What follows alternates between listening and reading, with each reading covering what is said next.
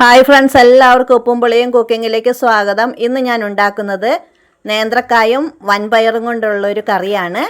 ശരിക്കും പറഞ്ഞാൽ അത് കായയും പയറും കൊണ്ടുള്ള ഒരു എരിശ്ശേരിയാണെന്നും പറയാം. അതിനുവേണ്ടി ഞാൻ ഒരു ഗ്ലാസ് വൻപയർ 3-4 മണിക്കൂർ കുതിർത്തെടുത്തതാണ്. അതിനി നമുക്ക് കുക്കറിലേക്ക് ഇട്ടൊന്ന് വേവിച്ചെടുക്കണം. എല്ലാം കഴുകി കുക്കറിലേക്ക് ഇട്ട് കൊടുക്കുക.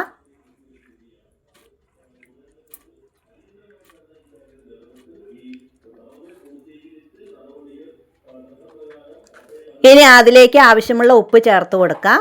1/2 ടീസ്പൂൺ ഉപ്പ് ചേർത്തിട്ടുണ്ട്. 2 ഗ്ലാസ് വെള്ളം ഒഴിച്ച് ഇതൊന്ന് വേവിച്ചെടുക്കാം. ഇനി അതിന് വേണ്ടുന്ന അരപ്പ് തയ്യാറാക്കാം.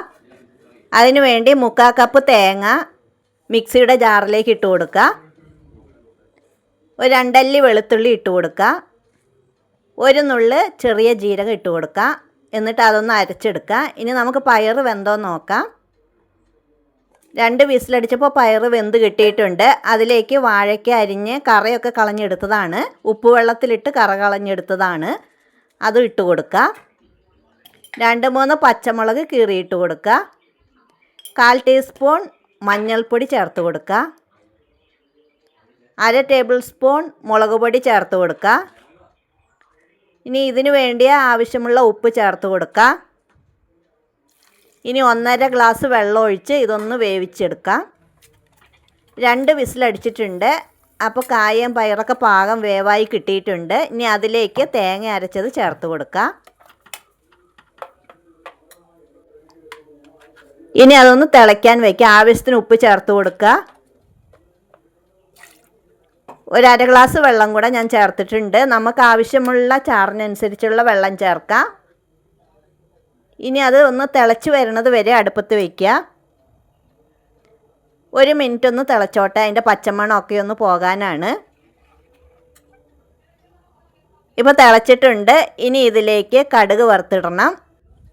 ഒരു ചീനിച്ചട്ടി വെച്ച് അതിലേക്ക് 2-3 ടേബിൾ സ്പൂൺ വെളിച്ചെണ്ണ ഒഴിച്ചു കൊടുക്കുക. 1/2 ടേബിൾ സ്പൂൺ കടുക് ഇട്ട് കൊടുക്കുക.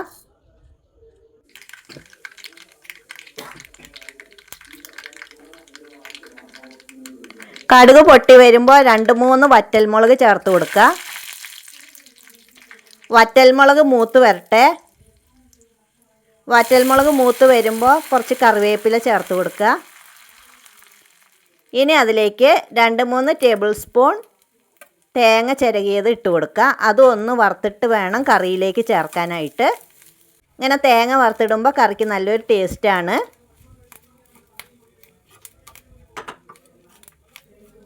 ഇനി അതിലേക്ക് ഒരു 1/4 ടീസ്പൂൺ മുളക് പൊടി കൂടെ ചേർക്കണം.